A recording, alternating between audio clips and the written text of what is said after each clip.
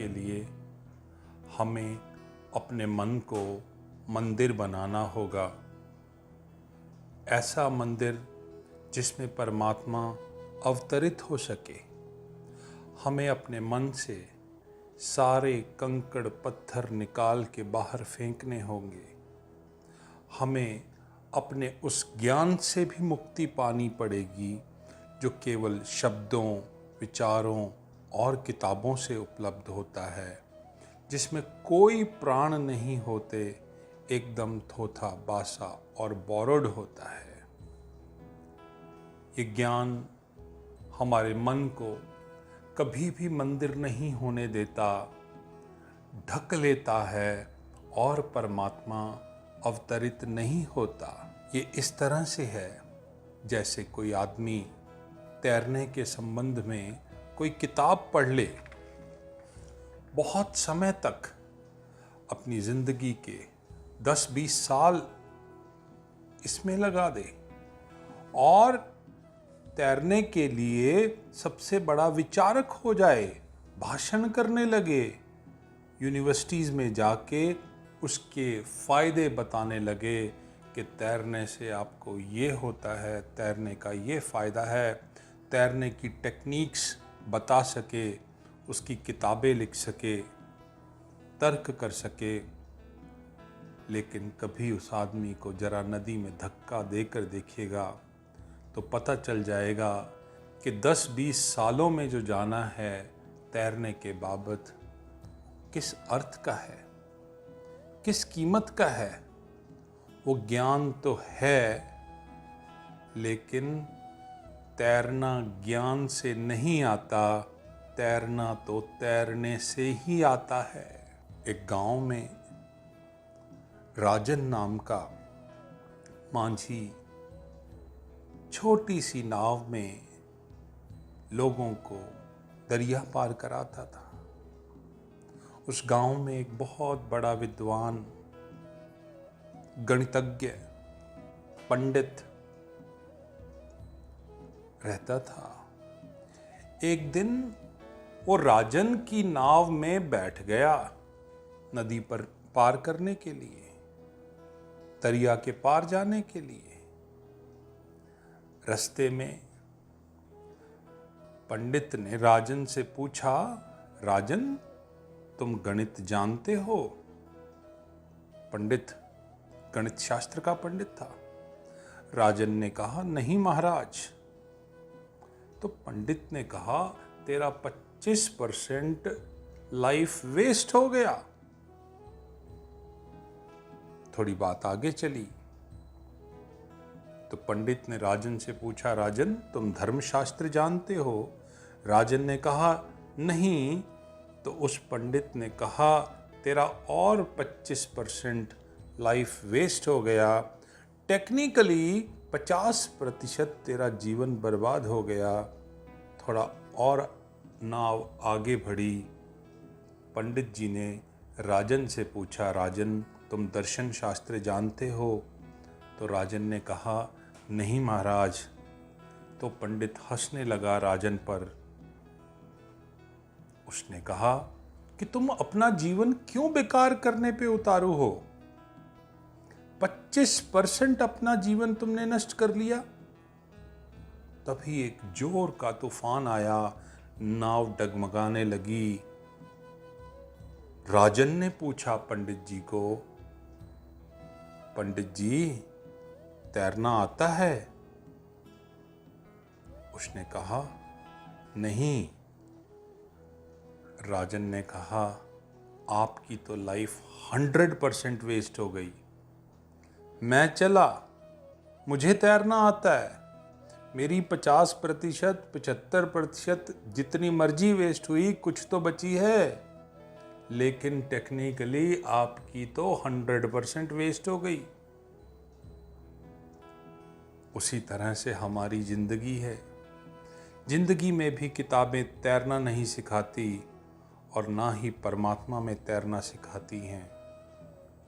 परमात्मा की नदी में केवल वो लोग ही पार होते हैं जो परमात्मा को जीने की कोशिश करते हैं, जानने की नहीं। जीने से जानना निकल आता है, लेकिन जानने से जीना नहीं निकलता। जो आदमी जी लेता है वो जान लेता है, लेकिन जो जानने में लगा रहता है वो जी तो कभी पाता नहीं और जान भी नहीं पाता। वो सिर्फ शब्द इकट्ठे कर लेता है।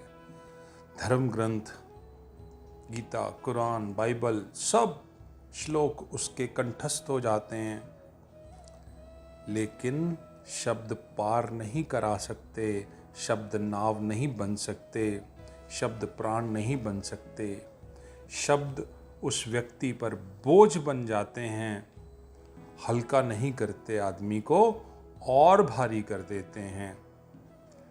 जितना सिर पर किताबों का बोझ होता चला जाता है, आदमी उतना छोटा हो जाता है, दबा रहता है उस बोझ में। शब्दों से आने वाला ज्ञान साथी नहीं, संगी नहीं। उस ज्ञान को छोड़ देना बहुत जरूरी है। उस ज्ञान को छोड़कर ही जीवन के सत्य को पाया जा सकता है। जीवन के प्रति शांत होकर जीवन सत्य को जीने की दिशा में जाया जा सकता है।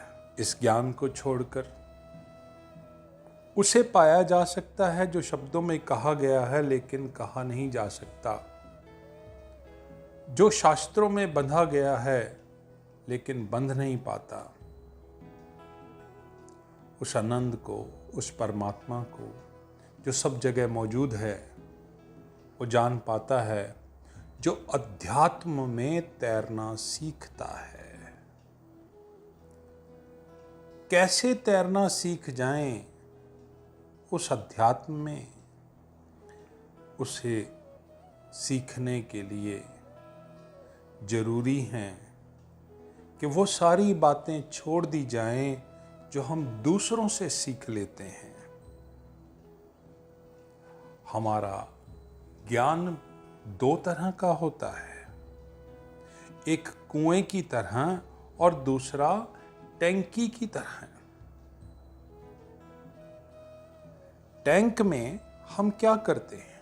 कंक्रीट, सीमेंट, सैंड, ब्रिक्स सब लाते हैं, उसका टैंक बनाते हैं, फिर हम उस टैंक में पानी भर देते हैं।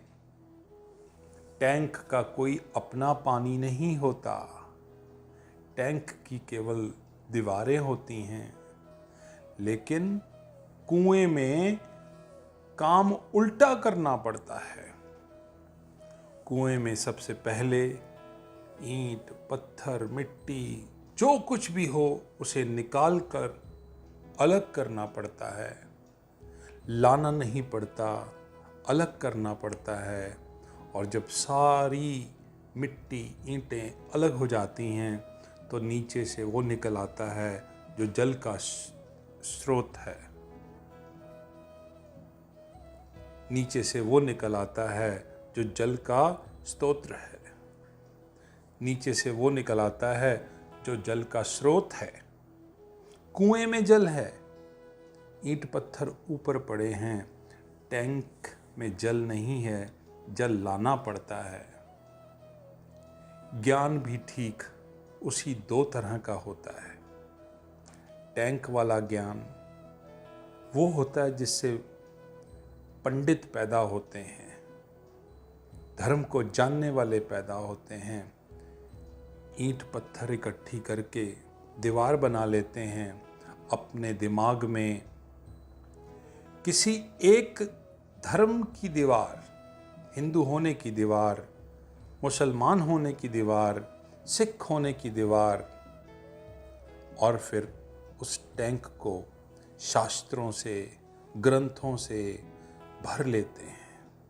जिसका टैंक जितना बड़ा हो जाता है वह उतना बड़ा पंडित हो जाता है। लेकिन सच्चाई यही है, थोड़ी देर बाद उस टैंक के पानी से बदबू आने लगती है। इसीलिए धर्म के ज्ञाताओं से, अध्यात्म के नहीं, धर्म के ज्ञाताओं के दिमाग से जितनी दुर्गंध जीवन में फैलती है और कहीं से नहीं फैलती, लेकिन कुएं की बात ही कुछ और है। जो आदमी अपने जीवन से, अपने मस्तिष्क से सारी ईंट पत्थर कंकड़ को बाहर निकाल फेंकता है, जो सारी दीवारें गिरा देता है, जिसके मन की, मस्तिष्क की कोई सीमा नहीं रह जाती, मिट्टी पत्थर सब अलग हो जाते हैं, उसके भीतर आ जाता है वो स्रोत जीवन का, जल का, ज्ञान का। यह है ज्ञानी जो कुएं की भांति अपने भीतर से ज्ञान को ले आता है। अध्यात्म का पंडित से कोई संबंध नहीं, लेकिन पंडित सब तरह से अध्यात्म से संबंधित होने की बात करते हैं। पांडित्य एक कुशलता है, अध्यात्म एक क्रांति है। मैं आपसे विनती करूंगा, अगर आप परमात्मा को पाना चाहते हैं तो आप अपनी टैंकी वाला ज्ञान छोड़ दें, ताकि आप उस कुएं वाले ज्ञान को उपलब्ध हो सकें।